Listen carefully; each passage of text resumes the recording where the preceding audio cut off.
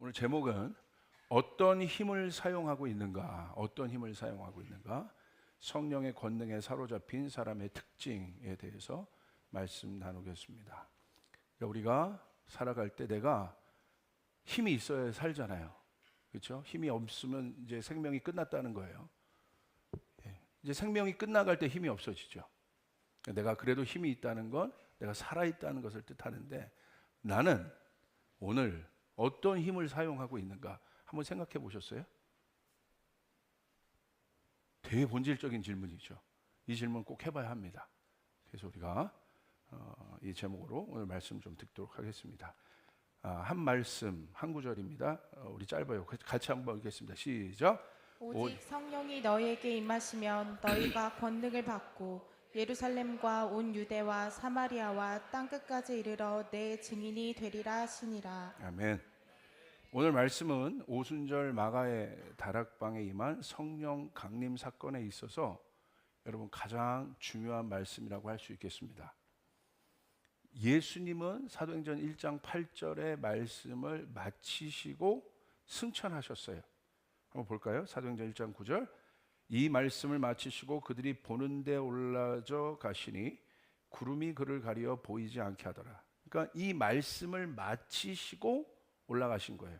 그러니까 무슨 말씀입니까? 사도행전 1장 8절은 마지막에 하신 말씀이란 말이에요.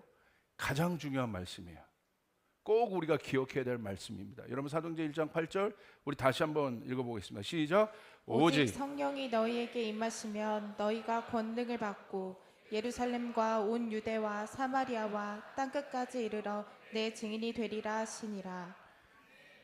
자, 이제 이 말씀을 받은 제자들은 이전 제자들의 모습이 아닙니다. 그들은 예수님의 죽음과 부활을 통해서 다시 태어난 존재가 되었습니다. 우리도 마찬가지예요. 내가 오늘 예수 믿고 구원받았다는 것은 그냥 구원받은 사건은 어떤 의미냐? 예수님의 죽음과 부활이 내 안에 경험되었다는 거예요.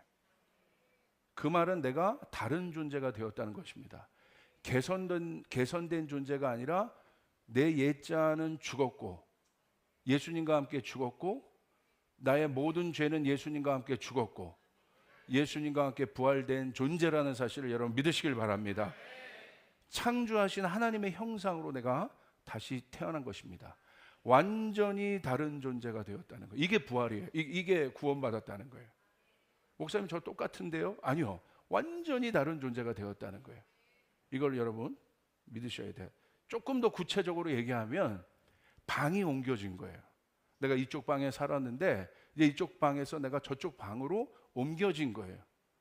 차원이 달라진 거예요. 3차원에 갇힌 사람이 되었는데 3차원 이상의 존재가 된 거예요.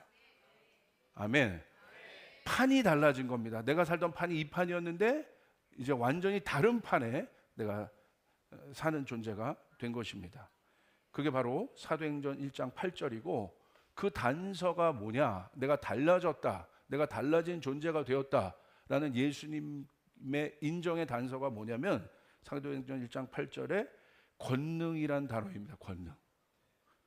오직 성령이 너희에게 임하시면 너희가 이제 뭘 받는다? 권능을 받는다. 이렇게 기록되어 있어요. 자, 권능은 합성어입니다. 어떤 합성어이냐면 권세와 능력의 합성어입니다. 권세는 뭘까요? 자녀된 정체성을 얘기하는 거예요. 다시 말하면 권위를 말합니다. 엑수시아를 말하는 거예요. 그리고 능력은 말 그대로 파워를 말합니다. 자, 권위가 보이지 않는 영역에 속한 거라면 능력은 보여지는 영역이에요.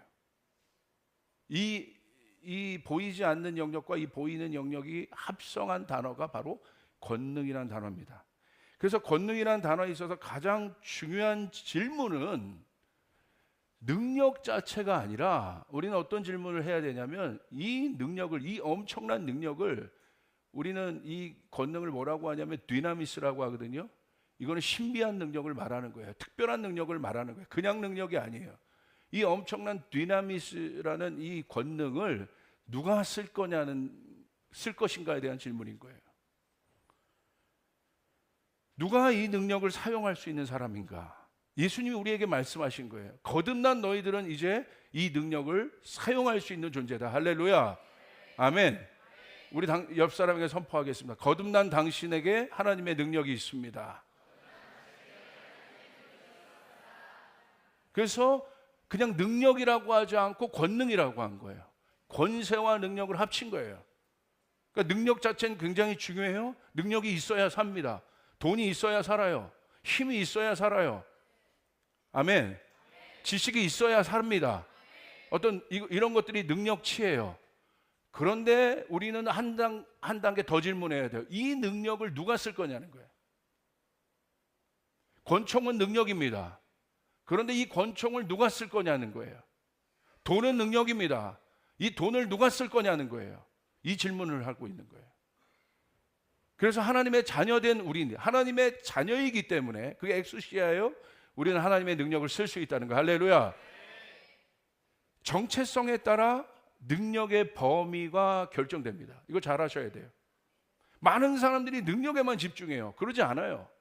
내가 어떤 정체성인가를 깨닫느냐에 따라서 능력의 범위가 결정되는 거예요. 그 능력은 권위 안에서 움직이게 되어 있습니다. 권위의 범위가 결정되게 되어 있습니다. 여러분, 군인의 정체성에 따라 군인의 능력의 범위가 결정돼요. 예를 들어서 백부장을 생각해 보세요. 백부장의 정체성은 어느 정도의 능력이 있는 거예요? 누구에게 능력을 발휘할 수 있어요? 100명의 군사에게. 천부장은 더하죠. 만부장은 더하죠. 만부장은 오늘날로 얘기하면 사단장 될 겁니다. 그러니까 그 사람의 정체성에 따라 능력의 범위가 결정되는 거예요. 그러므로 오늘 성경에서 우리에게 하나님 뭐라고 하셨어요? 너희는 왕 같은 제사장이다. 할렐루야. 여러분에게 있는 능력의 범위가 어느 정도 되겠습니까? 여러분 그 사실을 믿으십니까? 그 사실이 여러분의 삶 가운데 나타납니까? 그래서 주님께서 사도행전 1장 8절을 말씀하신 거예요. 이 성령의 권능을 받을 때 우리의 범위가, 하늘의 능력의 범위가 여러분 무한대로 펼쳐지게 된다는 거예요. 그래서 사도행전에 그와 같은 역사가 일어나게 된 것이에요. 아, 내가 거듭난 존재가 뭐냐? 내가 예수님의 죽음과 함께 예수님의 부활을 경험한 나는 다른 존재가 나는 누구냐? 나에게 주님이 승천하시기 전에 뭘 말씀하신 것이에요? 성령이 너에게 권능으로 임할 것이다. 아멘. 성령 받아야 된다는 것이에요. 아멘. 정체성에 따라 능력의 범위가 결정됩니다. 이것이 아주 중요해요. 자, 우리는 그렇다면 이제 두 번째 질문을 해봐야 됩니다. 두 번째 질문은 어떤 질문이냐? 이 능력에 대해서 우리가 봤습니다. 이 능력을, 이 힘이 중요한데 만들 것인가 받을 것인가? 이 두 가지 질문을 해봐야 됩니다. 예수님이 승천하시면서 제자들에게 사도행전 1장 8절을 말씀하신 것은 이제 제자들이 어떤 힘을 사용해 살아갈 것인가에 대해서 말씀하신 거예요. 이제 내가 구원받고 이제 살아가잖아요. 이제 성도로 살아가잖아요. 그 말은 이제 여러분의 성도의 삶은 뭐냐? 내가 어떤 힘을 사용해 살아갈 것인가에 대한 질문인 거예요. 구체적으로. 자녀를 키울 때, 직장을 다닐 때, 교회를 다닐 때, 내가 세상을 살아갈 때, 이제 내가 거듭났잖아요. 나는 어떤 힘을 가지고 살아가고 있는가? 그 질문을 말하고 있는 것입니다. 여러분은 어떤 능력을 사용하고 계십니까? 능력은 사람에게 있어서 가장 중요한 단어입니다. 왜냐하면 인간이 사는 세상에서 능력은 생존의 척도가 됩니다. 철저한 힘의 세계 아닙니까? 우리가 인정할 수밖에 없잖아요.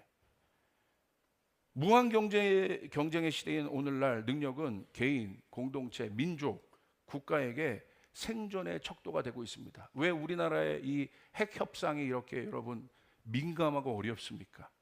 핵이 능력이잖아요. 그러니까 우리나라 뭐 군사력이 뭐 세계 4위, 5위, 뭐 되고 6위 된다고 해도 여러분 그건 핵 없을 때 비교하는 거고요. 그래서 이 핵 갖고 난리지 않습니까? 핵이 능력인데 이건 뭘 얘기하는 거예요? 생존의 척도를 얘기한다 이거예요. 이게 이 세상에 우리가 살아가고 있는 세상에 어떤 뭐라고 얘기할까요? 생태계라고 얘기할 수 있어요. 그래서 사람들은 어떻게 합니까? 힘을 얻으려고 바둥바둥합니다. 명성을 얻으려고 합니다. 높이 오르고자 합니다. 성공하고자 합니다. 이해가 돼요. 세상 사람들이 왜 그렇게 성공하고 싶고 힘 가지고 싶고 능력 갖고 싶고 왜 여러분이 여러분의 자녀들에게 잔소리 해서라도 좋은 대학 보내고 싶은지 이해가 됩니다. 왜? 세상이 이러니까.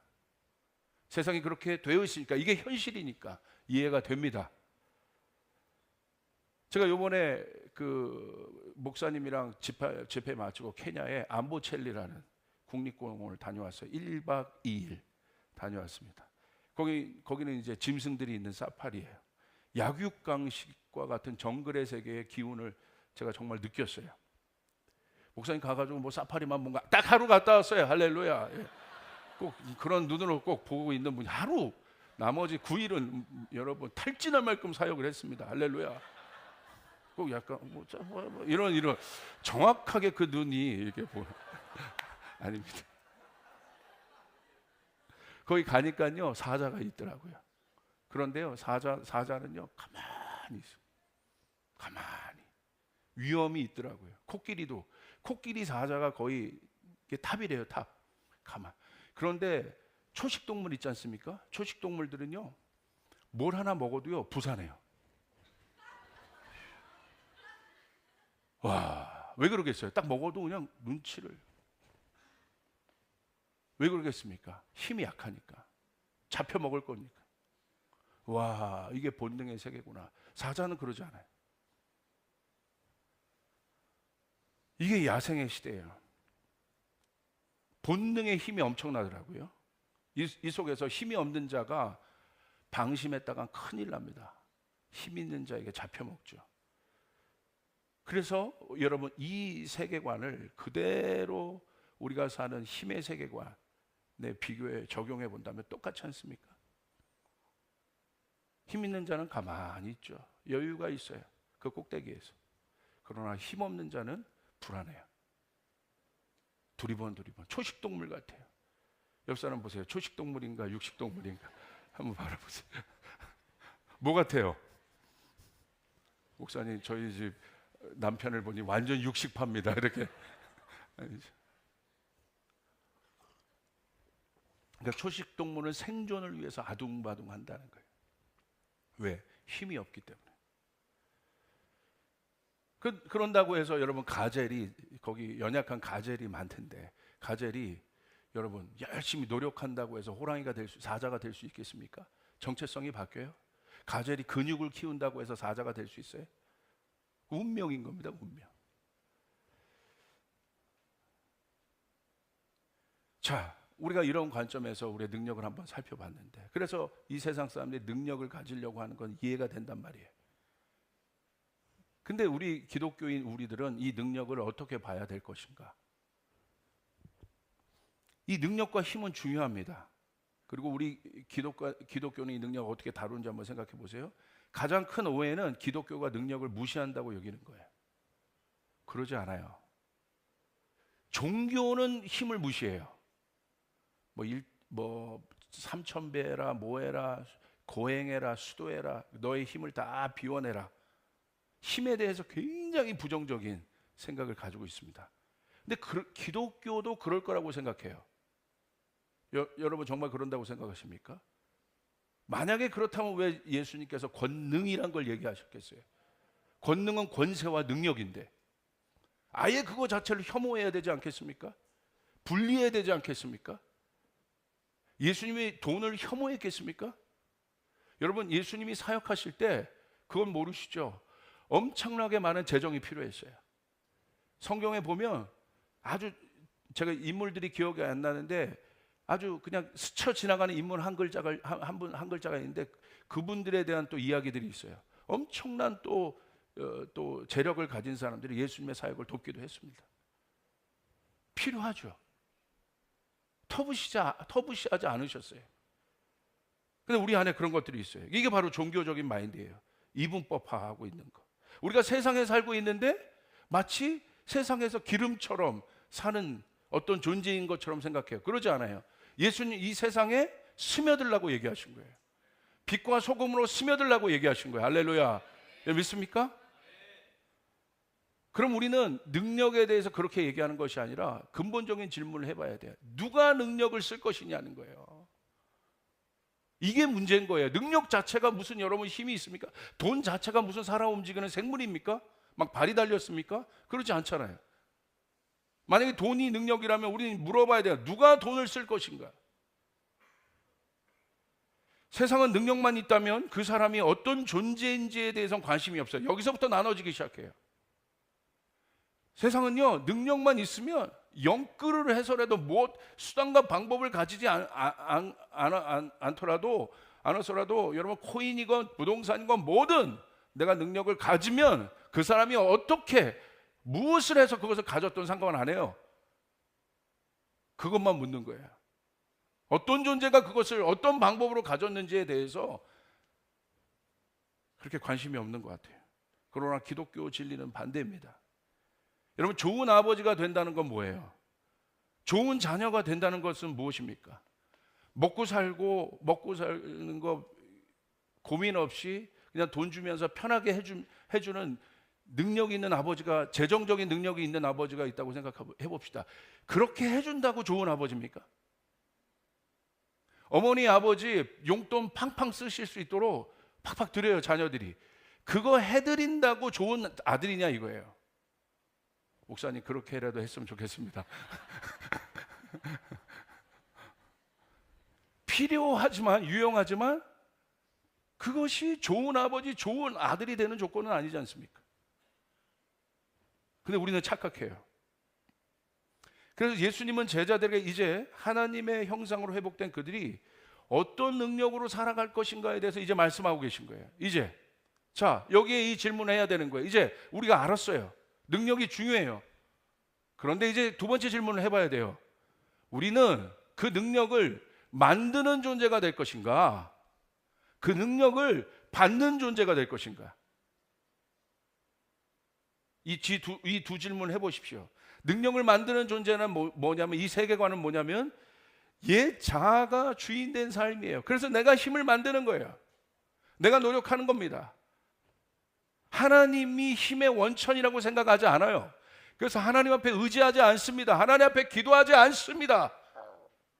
그래서 내가 힘 만들려고 하는 거예요. 교회 다녀도 하나님을 의지하지 않습니다. 하나님이 힘의 원천이라는 사실을 이 마음속에 부정하고 있어요. 왜? 내가 주인이기 때문에. 그래서 내가 기도하지 않고 예배하지 않고도 말씀 안 보고도 잘 살 수 있다고 생각하는 거예요. 바로 그 사람이 능력을 만들 수 있다고 생각하는 사람이에요. 이 사람은 육과 혼의 사람이에요. 땅의 원리로 사는 사람이에요. 두 번째, 능력을 받는 존재는 누군가? 능력을 만드는 존재가 능력을 받는 존재. 나는 능력을 받고 살아야 한다. 이렇게 생각하는 사람은 누구인가?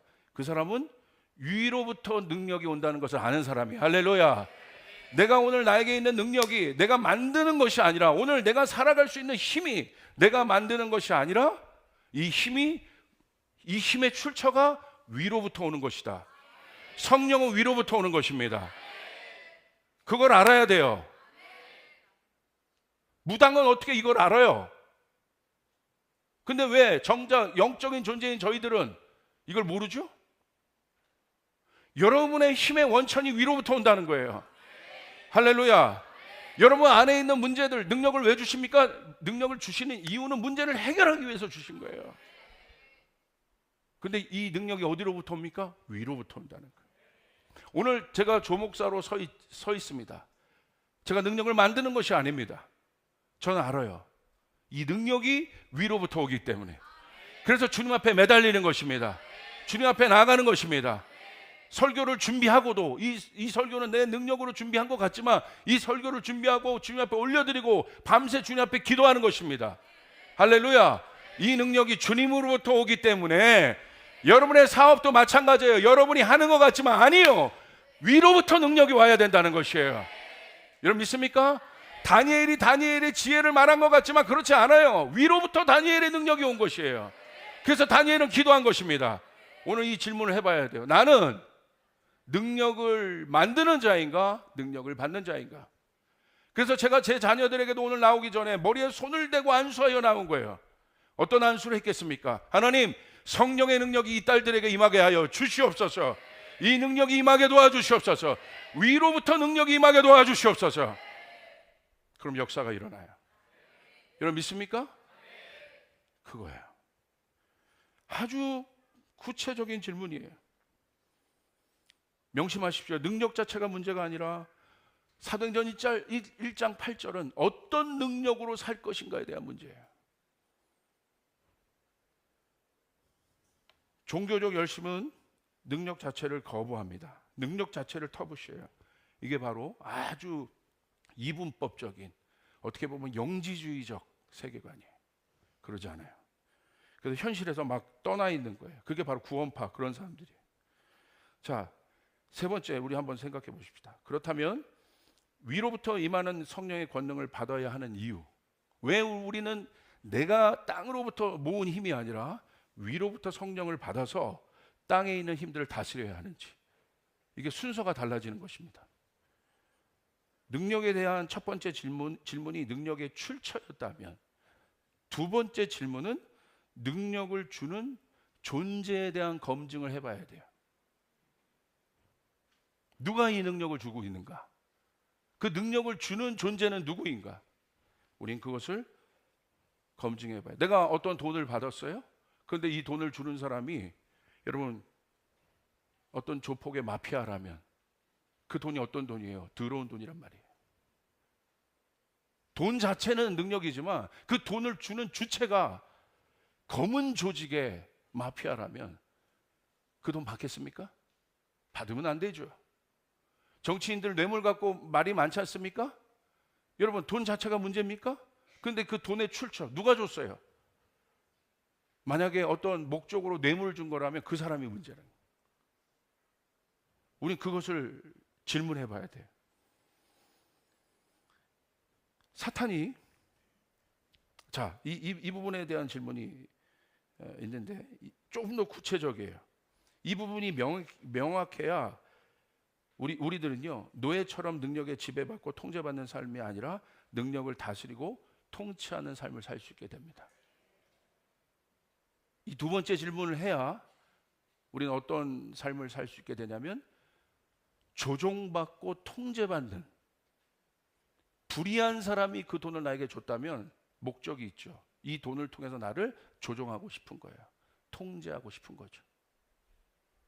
그러나 그러지 않은 사람이, 선한 주인이 나에게 그것을 줬다면 긍휼해서 줄 수도 있고, 여러분 정말 수고의 대가로도 줄 수 있고, 줄 수 있다면 그 사람은 나를 조종하고 통제하지 않아요. 근데 사람들이 이 중요한 것을 모르고 있는 것 같아요. 그래서 능력을 소유하고 있는 존재에 대한 검증을 반드시 해야 되는 거예요. 자, 사탄이 예수님을 광야에서 시험합니다. 예수님의 능력을 시험해요. 근데 예수님이 사탄의 능력에 말리지 않아요. 이 시험을 통해서 우리는 예수님이 하나님의 아들이라는 사실을 보여달라고 사탄이 여러분 돌을 떡으로 만들라, 뭐 뛰어내리라, 높은 곳에서 뭐 이런 거 했지 않습니까? 우리가 그렇게 생각하고 있는데 아닙니다. 이 시험의 목적은요, 천하 만국의 주인이 자기라는 거예요. 내가 능력의 출처라는 거예요. 하나님의 아들인 예수도 결국은 내가 천하 만국의 주인이니까 내 앞에 무릎을 꿇라는 거예요. 이게 이 시험의 목적이에요. 사단은요, 열등감과 결핍의 존재이기 때문에 감히 하나님을 시험할 수 없어요. 그렇게 시험할 만큼의 똑똑한 존재가 아니에요. 왜? 자기 애에 사로잡혀 있기 때문에. 자기 애가 막 이렇게 점철돼서 모인 덩어리가 바로 사단이에요. 모든 것이 자기예요. 그러니까 예수님에 대한 시험 관심 없습니다. 예수님을 시험한 것 같지만 결국 사단은 이 시험을 통해서 뭘 보여주고 있냐면, 내가 하나님이야, 내 앞에 무릎을 꿇어. 자기를 드러내는 것입니다. 자기의 교만을 자기의 위엄을 보여주는 거예요. 여러분 이런 사람들이 있죠. 결핍이 많은 사람들. 결핍이 많은 사람들의 정체성이 열등감이 많습니다. 이런 사람의 특징은 뭐냐면 보여주려고 그래요. 과시하려고 합니다. 그러니까 사단을 보면 과시하는 거예요. 천하만국을 보여주면서 내가 누군지 알아? 웃기죠. 하나님 앞에서. 어리석습니다. 이게 어리석은 하나님 앞에서 과시하는 거예요. 공자 앞에서 문자 쓰는 거예요. 또 뭐 이러면 번데기 앞에 주름 잡는 거예요. 또 뭐 있습니까? 이런 거. 그러고 있는 거예요. 그러고 있는 거야. 그럼 이런 사람들 우리 뭐라고 보여요? 허세라고 해요. 허세.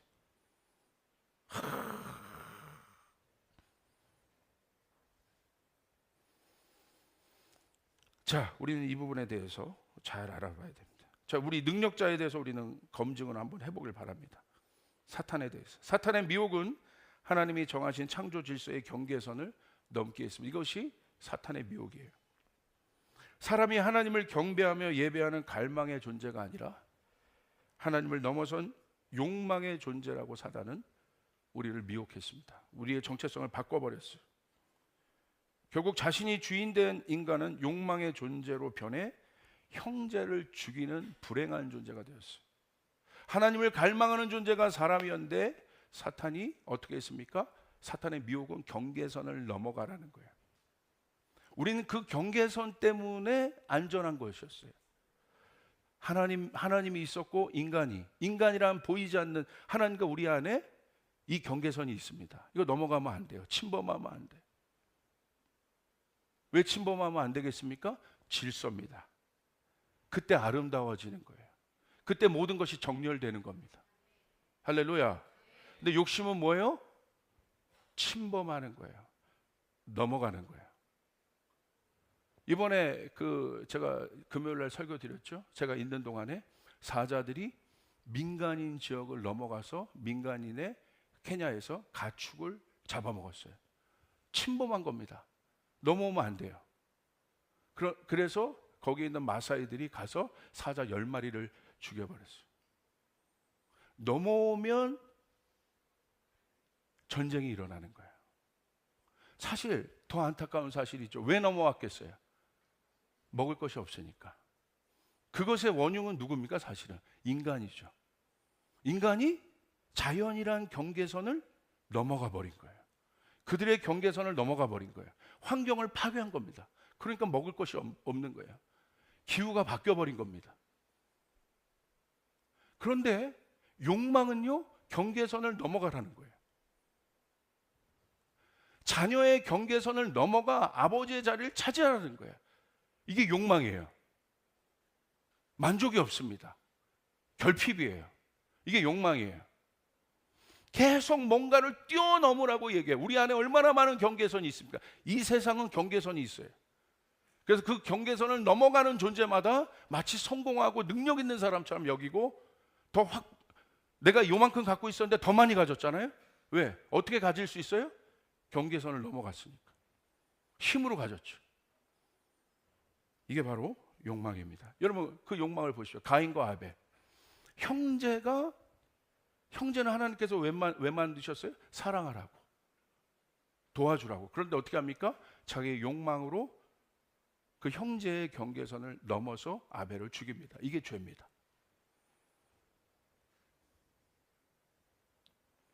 인간의 한계를 넘고 싶은 욕망이 있어요. 그래서 결국 인간은 우주의 질서를 깼습니다. 창조의 질서를 깼습니다. 오늘 내 삶에 삐걱거림이 있고 내 삶에 묶임이 있다 혹시 이게 원인이에요. 그거 넘어간 겁니다.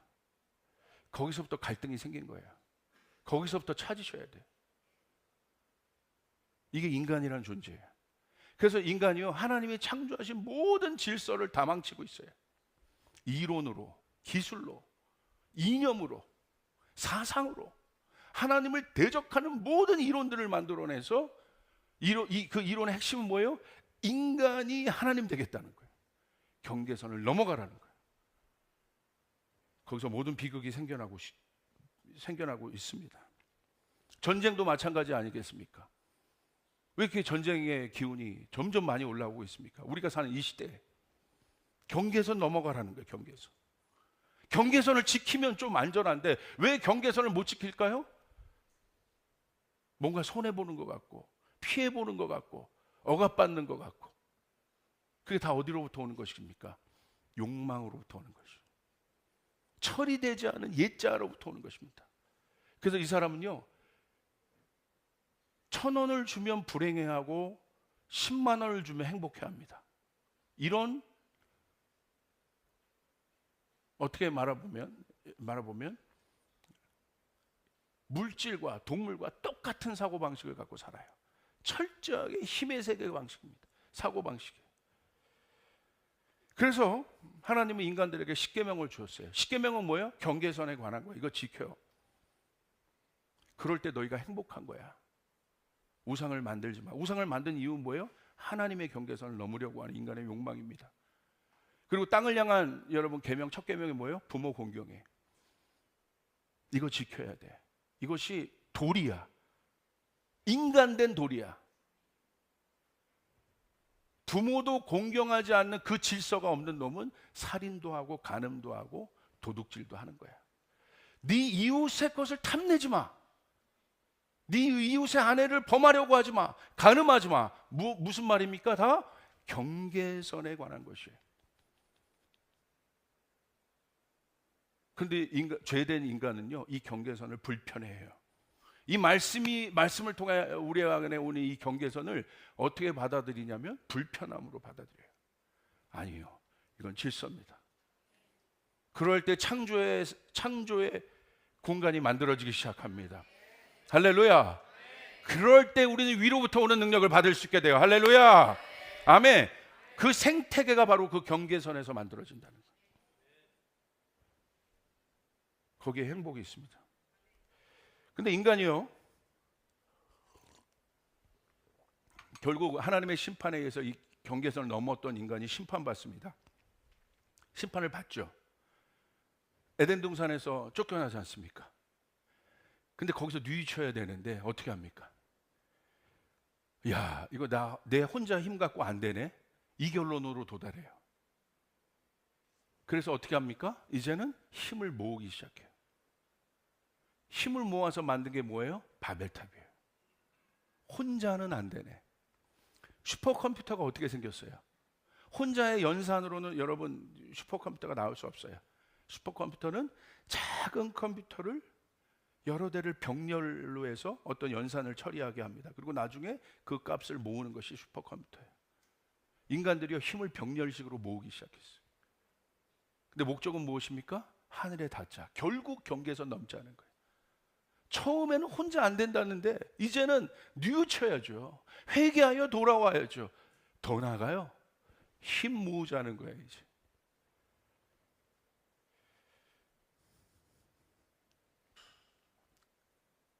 그게 이제 기술로 나타나기도 시작하고, 챗GPT 같은 경우는 어떤 그런 한계까지 제가 온 것 같아요. 근데 문제는 무엇입니까?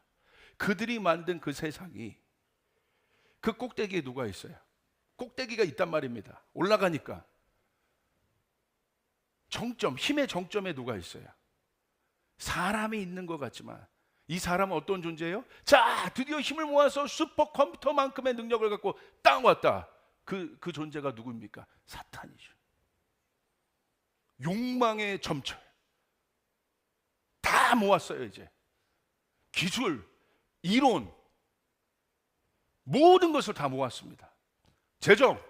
그래서 딱 그 정점에 서 있는 거예요. 사람이 서 있는 것 같으나 목적은 뭡니까? 하나님의 경계선을 침범하자는 거예요. 그래서 호모 데우스 같은 책도 나와요. 그 마지막 인간의 야망입니다. 넘어가자는 거예요.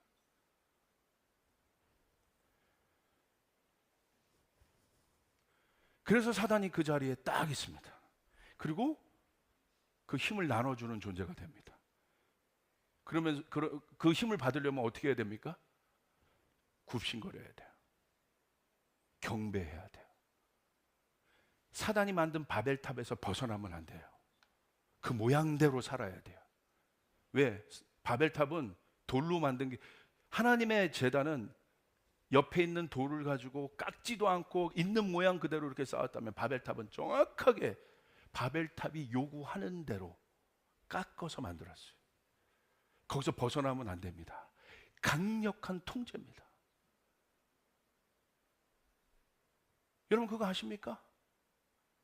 우리가요 하나님 없이 살면요 강력한 통제 속에 우리가 점점 들어가고 있다는 거. 강력한 조종입니다. 누가 조종해요? 최고 힘을 가진 자가, 그 사탄이. 하나님의 뜻대로 하면 사탄의 규격에서 벗어나는 거예요. 그럼 낙오자가 되는 거예요. 핍박을 받는 거예요. 그게 우리들의 모습 아니에요? 이 시대의 우리들의 모습 아닙니까? 하나님의 뜻대로 여러분 자녀들을 가르치면요 교회에서 영희 엄마, 철수 엄마한테 이상한 사람 취급당해요. 어떻게 살려고 그래? 그것이 우리들의 현 주소 아니겠습니까? 내가 하나님의 뜻대로 재정의 법칙을 가지고 살려고 하면 여러분 이 세상에서 우리는 그 규격 바깥에 있는 사람이 돼요. 이방인이 돼요. 외부인이 돼요. 낙오자가 돼요. 거기서 오는 우리 안에 있는 두려움들, 불안함들,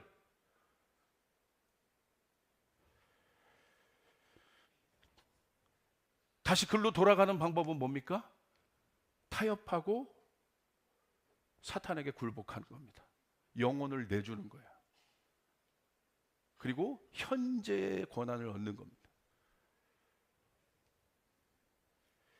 그래서 사탄의 마지막 그 정점의 목표는 뭡니까?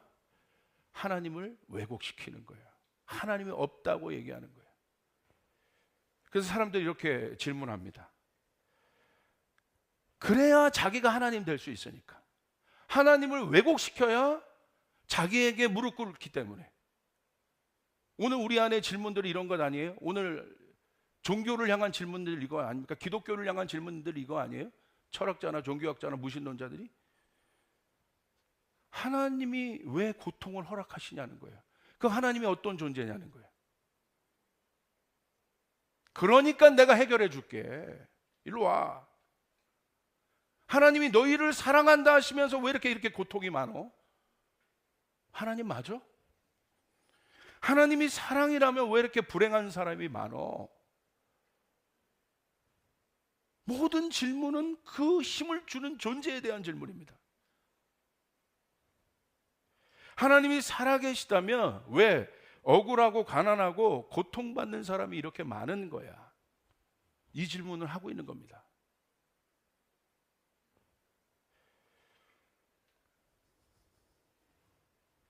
어떻습니까? 어려운 질문입니다. 그런데 여러분 이 사탄은요 이것을 통해서 우리를 조종합니다. 사탄은 조종의 영이에요. 통제의 영이에요. 그 사탄의 모습을 한 존재가 구약 성경에 보면 있는데 그 사람이 누구냐면 이세벨입니다. 열왕기상 18장 19절을 보십시오. 우리 같이 한번 읽어봅시다. 시작.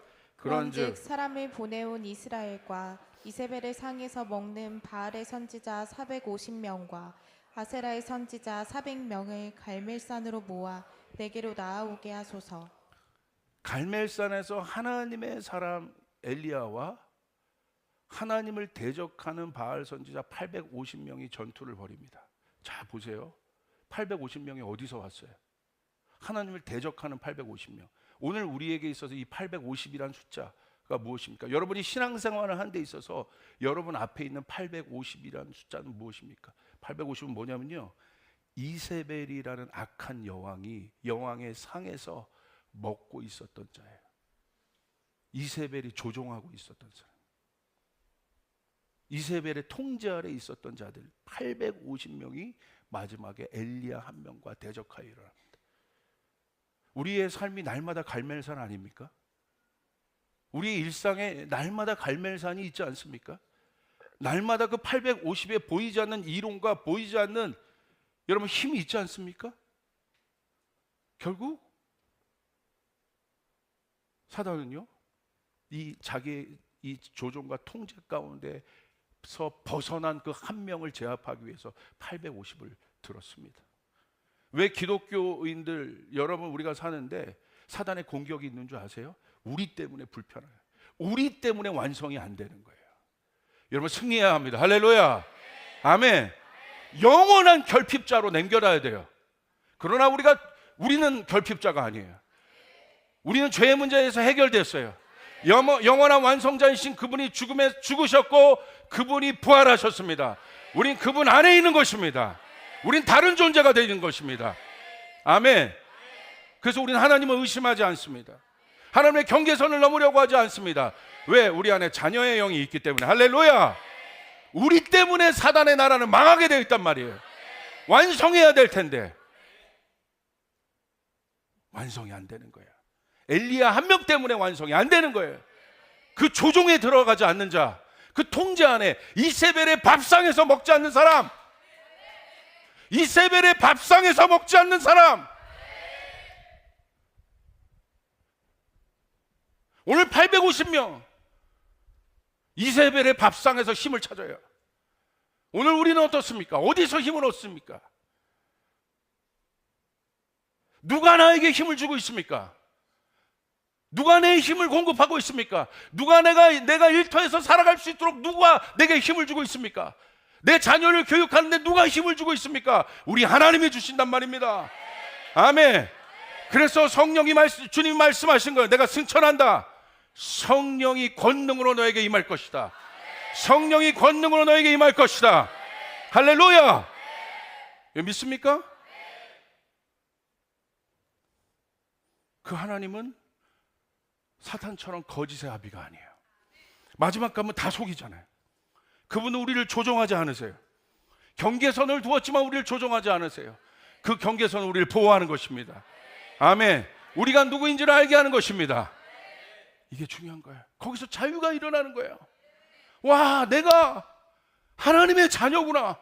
이 이상도 이 이하도 아닙니다. 만족하는 것입니다. 할렐루야. 아멘. 그것을 깨닫는 거예요. 와, 이것이 십자가구나. 내 옛자가 이 십자가 때문에 여전히 죽을 수 있구나. 나는 내가 살 길이 있구나. 할렐루야. 여러분 믿습니까? 그것입니다. 그래서 성령님이 오신 것입니다. 이 어마어마한 시스템을 깨기 위해서 오신 것입니다. 요한복음 8장 32절 우리 한번 같이 읽겠습니다. 시작. 진리를 알지니 진리가 너희를 자유롭게 하리라. 믿으시면 아멘. 그래, 진리를 알지니 진리가 너희를 자유케 하리라. 할렐루야. 주님이 그것을 깨워내시는 것이에요.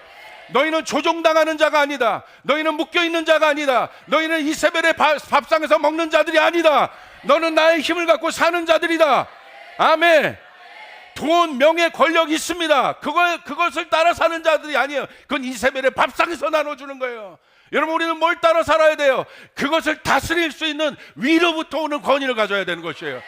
아멘. 다니엘처럼 위로부터 오는 권위를 가지고 권력을 써야 되는 것이에요. 여러분, 가난한 자들을 살리기 위해 써야 되는 것입니다.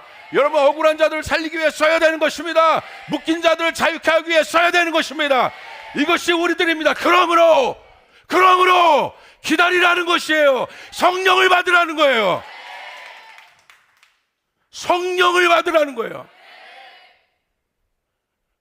다른 방법이 아니라 위로부터 오는 능력을 받을지어다.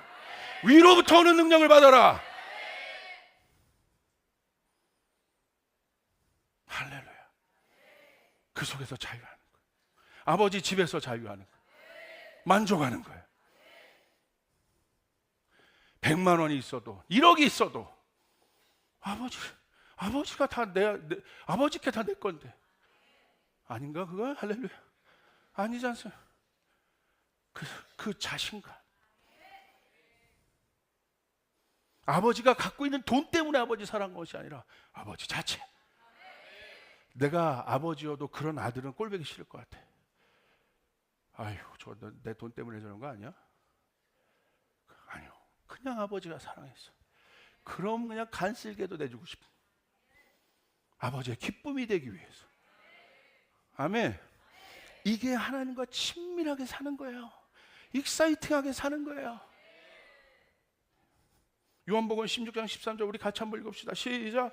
그러나 진리의 성령이 오시면 그가 너희를 모든 진리 가운데로 인도하시리니 그가 스스로 말하지 않고 오직 들은 것을 말하며 장래 일을 너희에게 알리시리라. 진리의 성령이 오시라. 그 진리의 성령님은 누구를 증거하십니까? 예수 그리스도. 우리의 영원한 구원자. 그분은 거짓말하지 않으시고 우리를 조종하지 않으시고 우리를 통제하지 않으시고 자기에 있는 모든 것을 쏟아서 우리에게 주신 그분, 우리를 섬기기 위해 오신 분, 나의 발을 닦아주시는 분, 나를 속이지 않는 그분, 성령님이 내 삶의 주인이 누구인지를 증명해 주세요. 자유하다. 나는 자유해. 할렐루야. 나는 이것 때문에 기쁘도다. 어떤 것도 나를 묶을 것이 없다. 어떤 누구도 나를 통제할 수 없다. 나는 자유하다. 우리 옆 사람에게 선포하세요. 당신은 자유합니다. 아멘. 자유한 거예요. 자유한 거. 이게 진리인 거예요. 있어도 감사하고 없어도 감사. 그러나 있기를 바래요. 할렐루야. 그래서 이제 이 사람이 이렇게 기도하죠. 권위가 있으니까 하나님 부어주시옵소서. 부어주시옵소서. 능력을 주시옵소서. 교계에 계신 분들은, 교육계에 계신 분들, 하나님 지혜를 주시옵소서. 능력을 주시옵소서. 사업을 하시는 분도 경영의 능력을 주시옵소서. 지식이 아니라 지혜를 주시옵소서. 할렐루야. 그래서 어느 순간 직장 다니는 사람들은 이제 책상 앞에, 책상이 자기 기도의 처소가 되기 시작해. 하나님 지혜를 주시옵소서. 능력을 주시옵소서.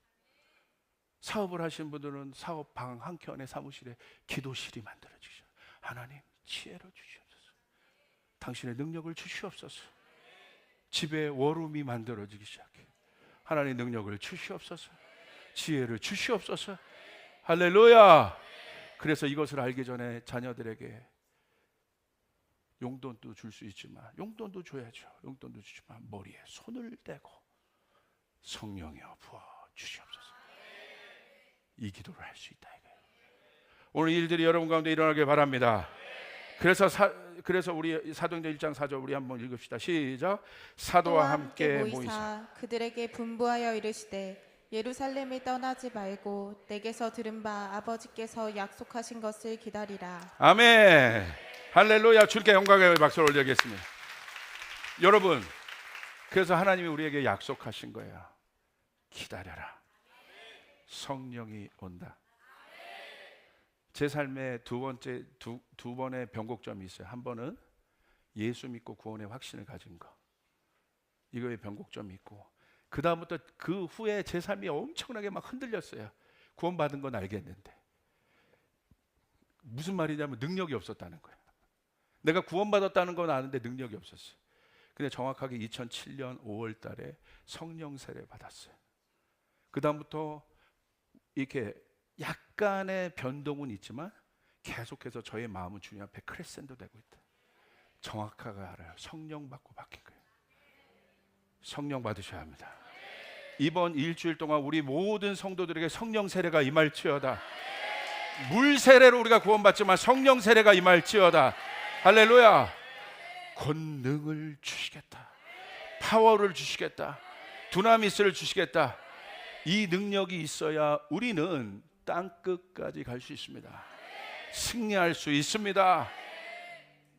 초대교회가 네로의 압정에서 무너지지 않았습니다. 가는 곳마다 도시가 바뀌었습니다. 기적이 일어났습니다.